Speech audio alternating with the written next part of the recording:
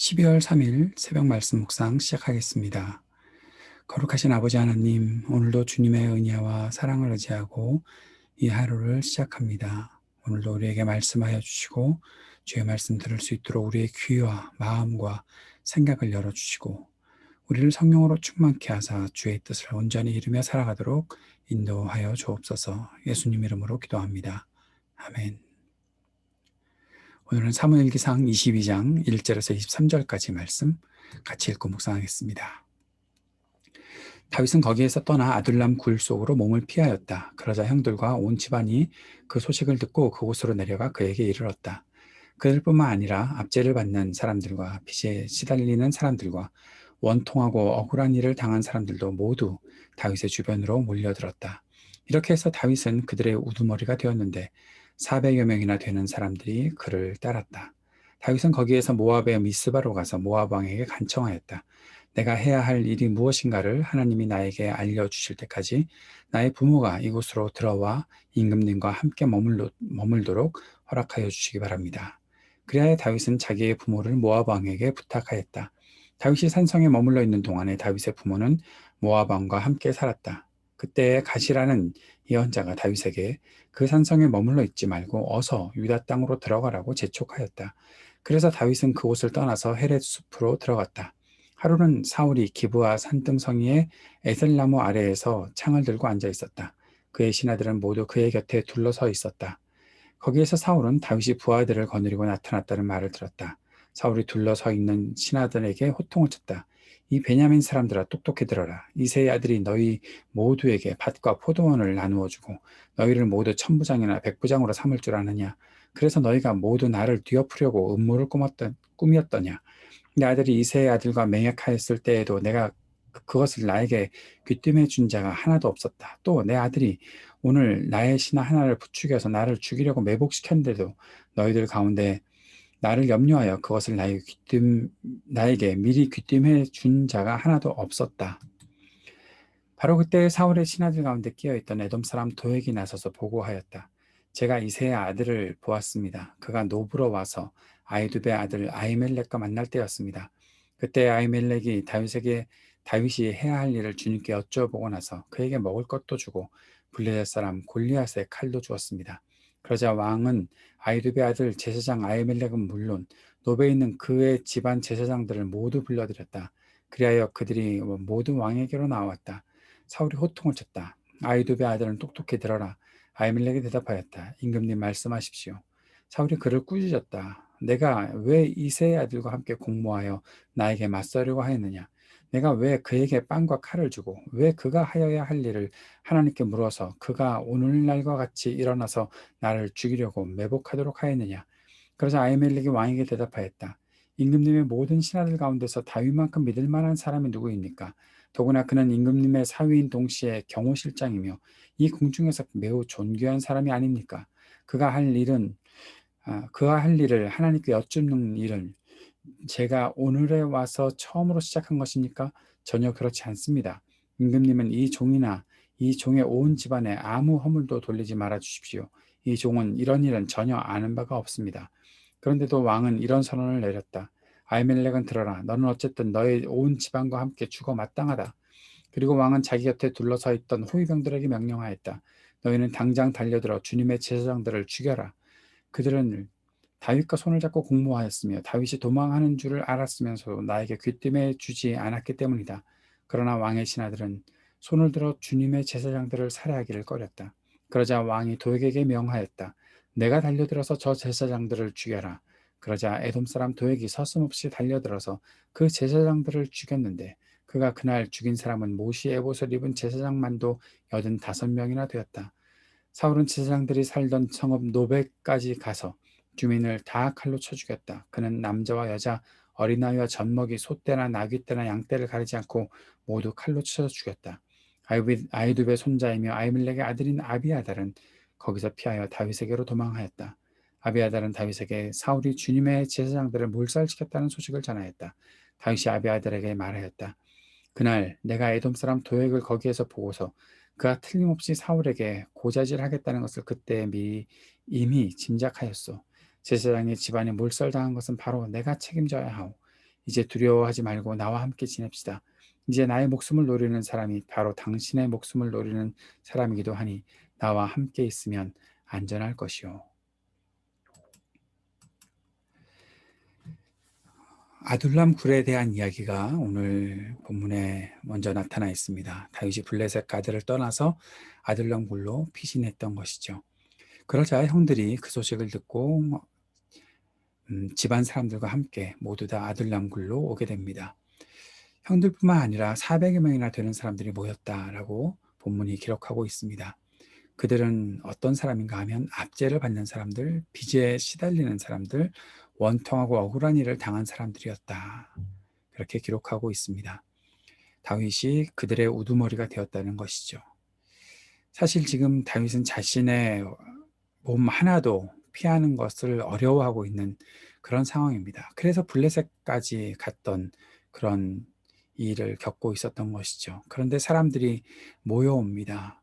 굴에 피해 있는데 그곳에 사람들이 모여옵니다. 그런데 이 사람들이 다윗에게 힘이 되어주는 사람들이라고 보기가 어렵습니다. 그들은 약한 사람들이었습니다. 억울한 사람들, 압제를 받는 사람들, 빚에 시달리는 사람들, 세상에서는 도망치는 또 세상에서는 패배자들, 그렇게 생각되는 사람들이 다윗에게 몰려들고 있는 것입니다. 사람들이 모여서 힘이 되어주는 것도 모자란데 약한 사람들이 와서 다윗이 얼마나 더 힘든 삶을 살아야 할까 생각이 됩니다. 그렇다고 그들의 환경이 어렵지만 그들이 하나님을 향한 신앙이 굉장히 성숙해서 다윗이 충분히 동역할 수 있는 사람들인가? 그것도 그렇지 않습니다. 후에 보면 다윗은 부하들의 여러 이야기를 듣게 되는데 그들은 분별력이 없고 음, 뭔가 하나님의 뜻을 분별한다기보다는 자기들의 기분에 맞게 일을 처리하려고 하기도 하고 나중에 더 어려운 상황이 생기니까 다윗을 죽이려고 하는 일까지도 벌이고 있는 것이 그들의 모습입니다. 다윗은 그들에게 있는 이러한 부족함마저도 보살펴 주어야 하는 책임을 가지게 되었다. 오늘 그 말씀들을 보게 되는 것이죠. 하나님은 왜 다윗에게 이러한 일들을 겪게 하셨을까? 한번 깊이 생각해보고 또 묵상해 봐야 되지 않을까 싶습니다. 다윗은 모압으로 갑니다. 모압에 가서 자기의 부모님을 부탁하지요. 자신이 지금 이스라엘 땅에 거하는 것 자체가 어려운 일이 되니까 이제 형들이나 뭐 다른 사람들은 자기가 그래도 함께 움직이기가 편한데 이제 나이 드신 부모님을 함께 같이 도망자의 신분으로 놓을 수는 없으니 모압 왕에게 부탁했던 것으로 보입니다. 그때 이제 가시라는 예언자가 다윗에게 빨리 유다 땅으로 들어오라라고 재촉하는 것이죠.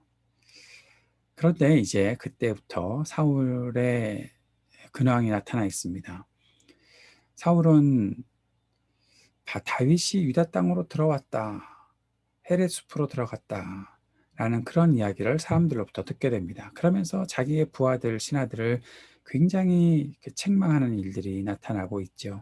왜 다윗의 거처를, 다윗의 근황을 나에게 빨리 알려주지 않느냐? 무엇하느라고 지금까지 아무도 이렇게 지금 나에게 다윗에 대해서 말하는 사람이 없느냐? 너희들이 뭔가 다윗에게 얻어먹을 것이 있는 것 같으냐? 뭐 그런 식으로 생각하면서 신하들을 책망하고 있습니다. 그때 나타난 사람이 도액입니다. 에돔 사람 도액. 바로 앞에 있었던 사람이죠. 다윗이 노베에서 제사장 아히멜렉을 만날 때 괄호쳐 놓고 있었던 사건 하나를 보여주고 있습니다. 다윗은 그 도액도 분명히 보았던 것을 오늘 기록을 통해서 볼 수가 있습니다. 그 도액이 다윗의 일들을 말해주는 것이죠. 노베에서 있었던 일. 그러자 사울의 노베 제사장들을 아히멜렉을 비롯해서 다 불러드립니다. 너희가 무엇 때문에 나의 편을 들지 않고 다윗의 편을 드느냐? 왜 다윗이 해야 될 일을 주님께로부터 물어서 다윗에게 알려주느냐?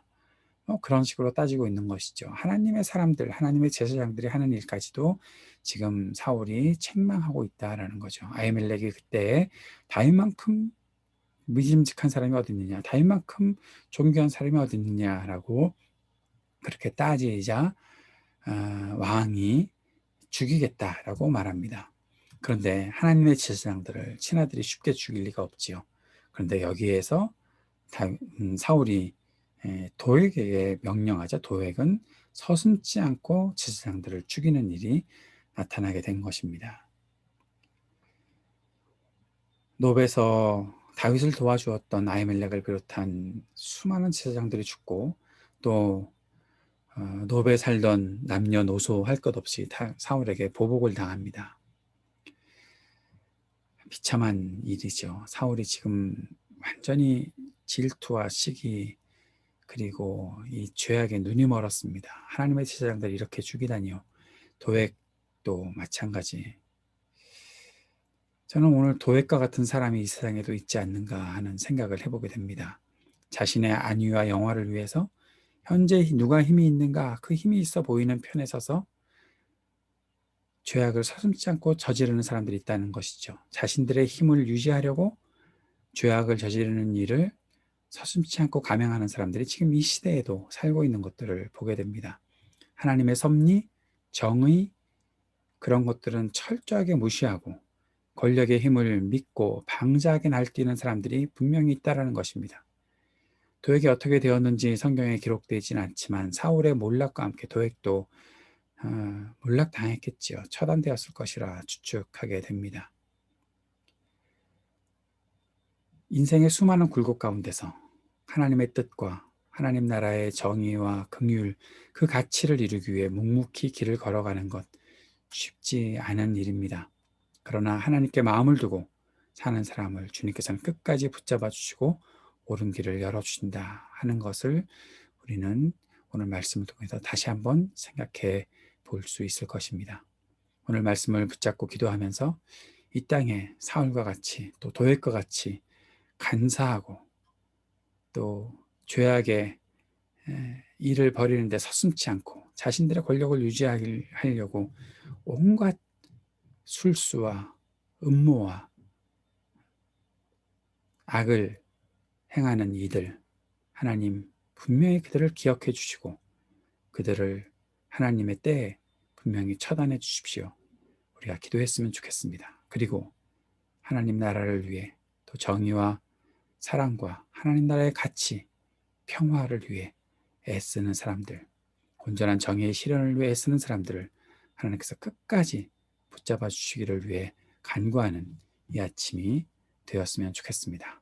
오늘도 이 땅을 위해 간절히 기도합시다. 또 우리 교우들과 청년들을 위해 또 ITA 동열 선교사님과 사역을 위해 우리 교회의 모든 예배와 또 앞으로의 계획들을 위해 함께 기도하는 이 아침이 되었으면 좋겠습니다. 기도합시다. 하나님 아버지, 참 어려운 때를 보내고 있는 우리의 인생이지만 그러나 그 속에서도 하나님의 뜻을 알고 묵묵히 하나님의 길을 걸어가는 우리 모두가 될 수 있도록 또 그렇게 걸어가는 사람들을 하나님 붙잡아 주시기를 간구합니다. 주님께서 역사해 주시고 우리를 옳은 길로 인도하여 주옵소서. 예수님 이름으로 기도합니다. 아멘.